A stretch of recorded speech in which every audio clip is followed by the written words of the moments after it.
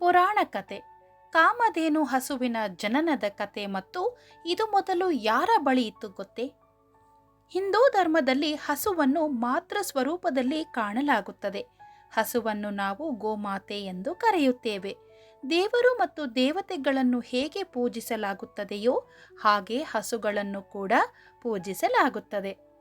ದೇವರಿಗೆ ನೀಡುವಷ್ಟೇ ಪ್ರಾಧಾನ್ಯತೆಯನ್ನು ಹಸುಗಳಿಗೂ ನೀಡಲಾಗುತ್ತದೆ. ಧಾರ್ಮಿಕ ನಂಬಿಕೆಗಳ ಪ್ರಕಾರ ಕಾಮಧೇನು ಹಸು ಬಿಳಿಯ ಬಣ್ಣದ ಹಸುವಾಗಿದೆ. ಈ ಹಸುವಿನ ಮುಖವು ಮಹಿಳೆಯಂತಹ ಮುಖವನ್ನು ಹೊಂದಿದ್ದು, ದೇಹವು ಹಸುವಿನ ಕಾಯವನ್ನು ಹೊಂದಿತ್ತು. ಇದನ್ನು ನೋಡಲು ಅರ್ಧ ಮಹಿಳೆಯಂತೆ ಅರ್ಧ ಗೋವಿನಂತೆ ಕಾಣಿಸುತ್ತಿತ್ತು. ಭಾರತೀಯ ಪುರಾಣ ಕಥೆಗಳು ಕಾಮಧೇನುವನ್ನು ಬ್ರಹ್ಮಪುತ್ರರು, ಶಿವಭಕ್ತರೂ ಆದ 11 ರುದ್ರರ ತಾಯಿ ಎನ್ನುತ್ತವೆ. ಹಿಂದೂ ಪುರಾಣದ ಕಥೆಯಲ್ಲಿ ದೇವತೆಗಳು ಮತ್ತು ರಾಕ್ಷಸರು ಅಮರತ್ವದ ಹಾಲನ್ನು ಪಡೆಯಲು ಸಾಗರವನ್ನು ಮಥಿಸಿದರು. ಆ ಮಂಥನದಿಂದ ಅಮೃತ ಮಾತ್ರವಲ್ಲ, 14 ರೀತಿಯ ಪವಿತ್ರ ವಸ್ತುಗಳು ಹೊರಬಂದವು. ಅವುಗಳಲ್ಲೊಂದು ಕಾಮಧೇನು. ಈ ಕಾಮಧೇನುವನ್ನು ಏನು ಮಾಡುವುದೆಂದು ದೇವತೆಗಳು ಚರ್ಚಿಸಿ ಆಕೆಯನ್ನು ಸಪ್ತ ಋಷಿಗಳಿಗೆ ನೀಡಲು ನಿರ್ಧರಿಸುತ್ತಾರೆ. ಸದಾ ಯಜ್ಞಯಾಗಾದಿಗಳಲ್ಲಿ ತೊಡಗಿರುವ ಋಷಿವರ್ಯರಿಗೆ ಹಾಲು ಮತ್ತು ತುಪ್ಪವನ್ನು ಕಾಮಧೇನು ಒದಗಿಸುತ್ತಾಳೆ ಎಂಬುದು ಇದಕ್ಕೆ ಕಾರಣ. ಕಾಲಾನಂತರದಲ್ಲಿ ವಸಿಷ್ಠರ ಕೈ ಸೇರುತ್ತಾಳೆ ಕಾಮಧೇನು. ಸಂಸ್ಕೃತ ಮಹಾಕಾವ್ಯ ಮಹಾಭಾರತದ ಪುಸ್ತಕವಾದ ಅನುಶಾಸನ ಪರ್ವದ ಪ್ರಕಾರ ಕಾಮಧೇನುವು ಪ್ರಪಂಚದ ಸೃಷ್ಟಿಕರ್ತ ದಕ್ಷನ ಮಗಳು. ಈತನನ್ನು ಪ್ರಜಾಪತಿ ಎಂದೂ ಕರೆಯುತ್ತಾರೆ. ಸಾಗರಗಳ ಮಂಥನದಿಂದ ಸೃಷ್ಟಿಯಾದ ಅಮರತ್ವದ ಅಮೃತವನ್ನು ಸೇವಿಸಿದ ನಂತರ ಅವಳು ದಕ್ಷನಿಂದ ಜೀವ ಪಡೆದಳು. ಆದ್ದರಿಂದ ಕೆಲವು ದಂತಕಥೆಗಳಲ್ಲಿ ಹಸುವನ್ನು ಪ್ರಪಂಚದ ತಾಯಿ ಮತ್ತು ಬ್ರಹ್ಮದೇವರ ಮಗು ಎಂದು ಪರಿಗಣಿಸಲಾಗುತ್ತದೆ. ಮತ್ಸ್ಯ ಪುರಾಣದ ಒಂದು ಆವೃತ್ತಿಯ ಪ್ರಕಾರ ಅವಳು ಬ್ರಾಹ್ಮಣರು ಮತ್ತು ಎಲ್ಲ ಹಸುಗಳ ತಾಯಿಯೂ ಹೌದು. ದೇವಿ ಭಾಗವತ ಪುರಾಣದ ಕತೆ ಬೇರೆಯೇ ಇದೆ. ಕೃಷ್ಣ ಮತ್ತು ರಾಧೆಗೆ ಬಾಯಾರಿಕೆಯಾದಾಗ ಭಗವಂತನು ಹಸು ಸುರಭಿ ಅಥವಾ ಕಾಮಧೇನುವನ್ನು ಸೃಷ್ಟಿಸಿದನು.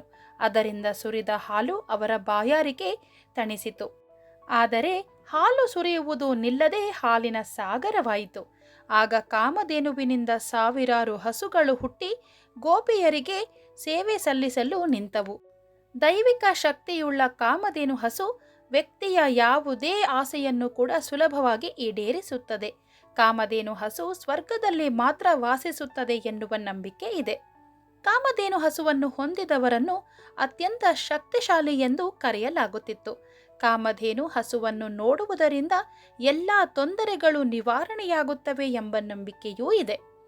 ಕೆಲವೊಂದು ದಂತಕಥೆಗಳ ಪ್ರಕಾರ ದೈವಿಕ ಶಕ್ತಿಯುಳ್ಳ ಈ ಕಾಮಧೇನು ಹಸುವು ಮೊದಲು ಋಷಿ ವಸಿಷ್ಠರ ಆಶ್ರಮದಲ್ಲಿತ್ತು. ಒಮ್ಮೆ ರಾಜ ವಿಶ್ವಾಮಿತ್ರರು ಅತಿಥಿಯಾಗಿ ವಸಿಷ್ಠ ಋಷಿಗಳ ಆಶ್ರಮಕ್ಕೆ ಆಗಮಿಸುತ್ತಾರೆ. ತನ್ನ ರಾಜ್ಯ ಮತ್ತು ರಾಜ ಸ್ಥಾನಮಾನವನ್ನು ತ್ಯಜಿಸುವ ಮೊದಲು ಬ್ರಹ್ಮರ್ಷಿ ವಿಶ್ವಾಮಿತ್ರ ರಾಜನಾಗಿದ್ದನು.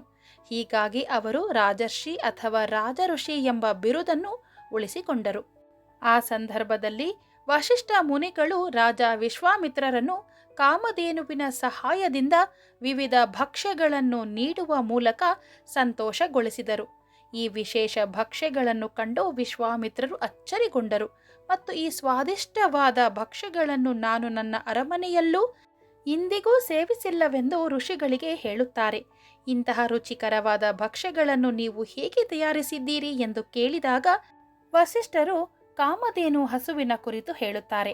ಇದರಿಂದ ರಾಜನ ಮನಸ್ಸಿನಲ್ಲಿ ಈ ದಿವ್ಯವಾದ ಹಸುವನ್ನು ಪಡೆಯುವ ಬಯಕೆಯು ಕಾಣಿಸಿಕೊಂಡಿತು ಮತ್ತು ವಸಿಷ್ಠ ಋಷಿಗಳನ್ನು ಕುರಿತು ತನಗೆ ಈ ಹಸುವನ್ನು ನೀಡುವಂತೆ ಕೇಳುತ್ತಾರೆ. ಆದರೆ ವಸಿಷ್ಠ ಋಷಿಗಳು ಅದನ್ನು ರಾಜನಿಗೆ ನೀಡಲು ನಿರಾಕರಿಸಿದರು. ಇದರಿಂದಾಗಿ ರಾಜ ವಿಶ್ವಾಮಿತ್ರನು ವಸಿಷ್ಠ ಋಷಿಯ ಮೇಲೆ ಆಕ್ರಮಣ ಮಾಡಿದನು. ರಾಜ ಮತ್ತು ಋಷಿಗಳ ನಡುವಿನ ಈ ಯುದ್ಧವನ್ನು ನೋಡಿದ ಕಾಮಧೇನು ಹಸುವಿಗೆ ತುಂಬಾ ದುಃಖವಾಯಿತು. ನನಗಾಗಿ ಯುದ್ಧ ನಡೆಯುತ್ತಿರುವುದನ್ನು ಸಹಿಸಿಕೊಳ್ಳಲಾರದೆ ಹಸು ಸ್ವರ್ಗಕ್ಕೆ ಮರಳಿತು. ಆ ನಂತರ ಕಾಮಧೇನು ಸ್ವರ್ಗವನ್ನು ತನ್ನ ಶಾಶ್ವತ ನಿವಾಸವನ್ನಾಗಿ ಮಾಡಿಕೊಂಡಿತು. ಸರ್ವಂ ಶ್ರೀಕೃಷ್ಣಾರ್ಪಣಮಸ್ತು.